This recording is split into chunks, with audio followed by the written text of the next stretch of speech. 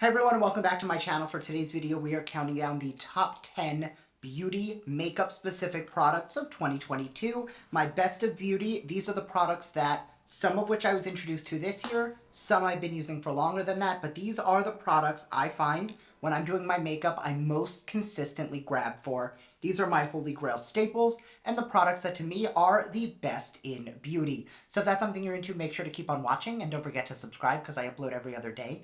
That'll be the best way to stay up to date on all the fun stuff I'm posting. So if you want to jump into the best of beauty, many of which I have on my face right now, stay tuned. All right, jumping right in, I'm not going to be talking about any tools today. We are just going to be talking about makeup products specifically. So I'm just going to work in no particular order and just grab the ones that are in front of me, and we're doing a top 10. First is going to be one that you will not be surprised. I've been using it for years. It is the MAC Painterly Paint Pot. Every single time I don't use this, I find my eyeshadow doesn't look right. It helps to keep things nice and vibrant. It helps the pigment pay off. It helps the shimmers be extra shiny because it's neutralizing a nice base. I think it's just hands down one of those products I can never get enough of.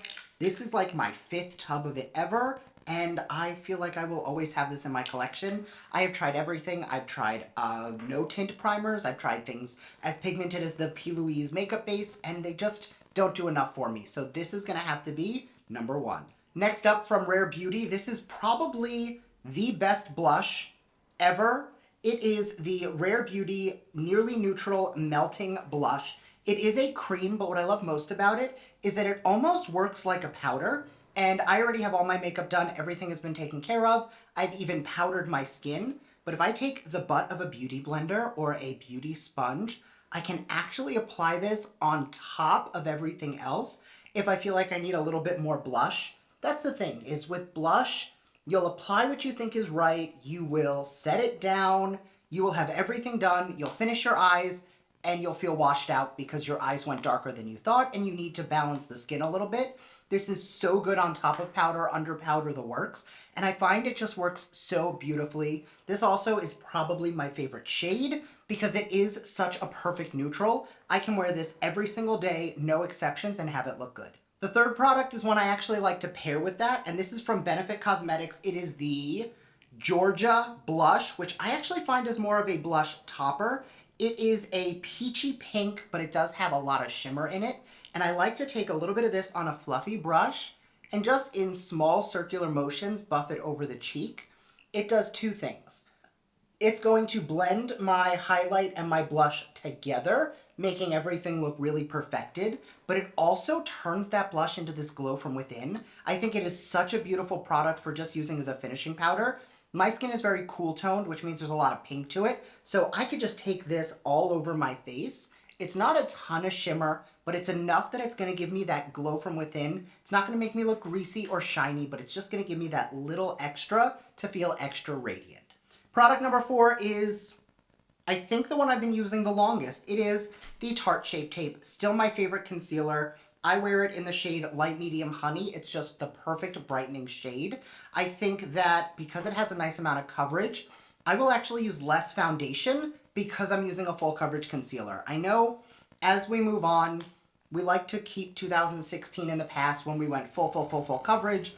And even though I do have some full coverage products on, you can still see my skin through my makeup, which is something 3, 4, 5 years ago you would not have been able to at all. So I love using this where I can target conceal just where I want it, and I can go a lot lighter in the coverage everywhere else. For my base and my foundation, Holy Grail, the Beauty For Real MVP Tinted Moisturizer. It is a light medium coverage, but you can actually build it up to a pretty solid medium plus to almost full coverage. I like shearing that out everywhere on the skin.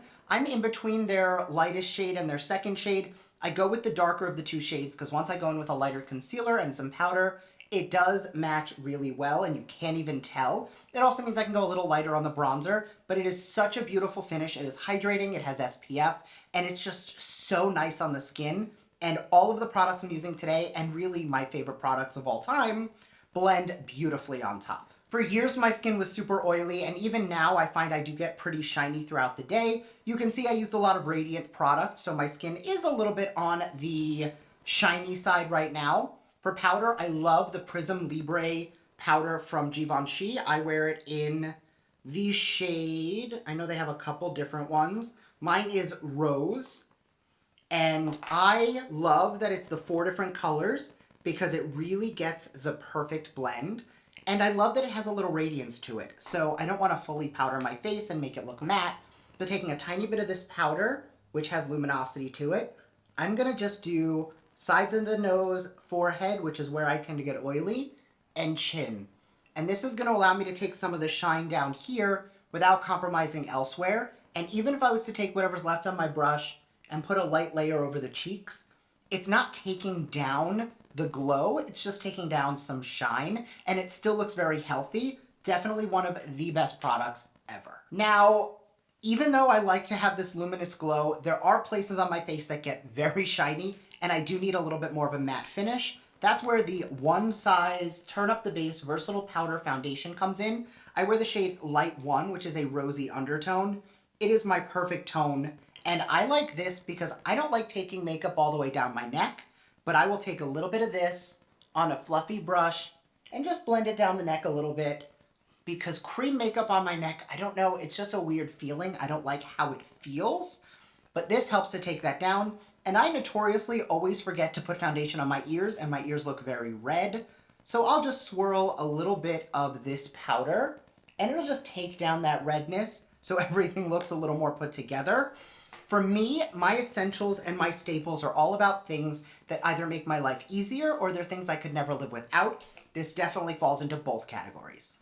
All right, the next product is one that I've only spoken about once or twice, but I find myself reaching for it so much lately. This is the Revlon Skin Lights in Daybreak Glimmer. This is the Amrezy highlighter from Anastasia Beverly Hills. I'm wearing it today, and I love it. It is fantastic. I still use my Amrezy highlighter. It is one of the best I have ever used.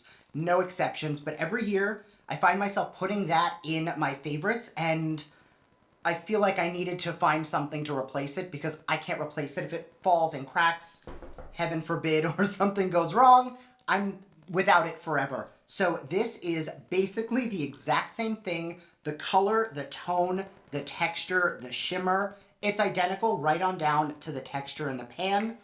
The best formula. Side by side, you cannot tell the difference if I did one cheek with and one cheek with the other one.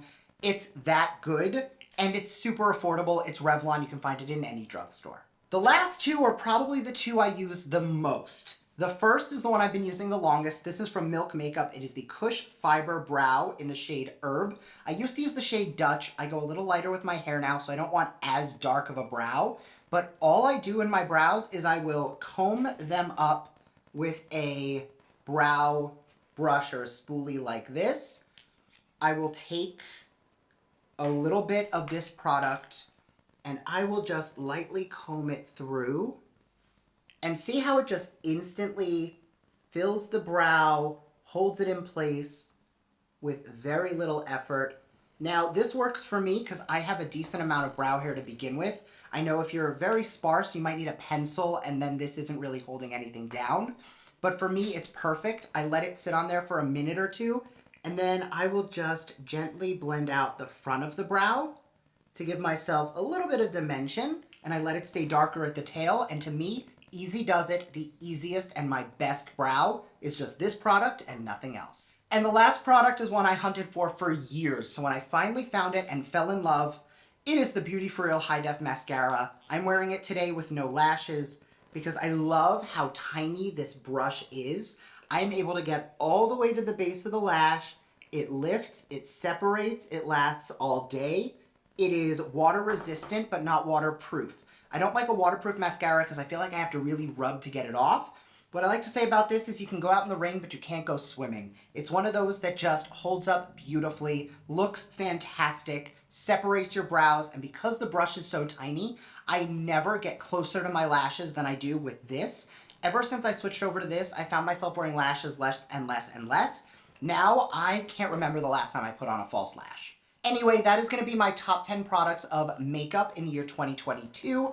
Best in beauty, hands down. I feel like I used to do the best of beauty where I was only talking about things that had come out this year, and I find that I have enjoyed makeup more since I started revisiting past favorites and really allowing myself to fall in love with a product rather than every day trying something new and never using the same thing twice. Today I used a palette that I used last week, and I cannot tell you the last time I used a palette twice in a row. I just find that there's so much coming and we are inundated with new products and new launches and new to me products. And I'm really trying to be mindful about falling in love with products and having that staple routine. Anyway, as always, let me know your thoughts down below. I would love to hear what your favorites for the year were. Do you agree with my picks? Do you disagree with my picks? Sound off in the comments. I would love to hear it, and I will see you in my next video. Bye!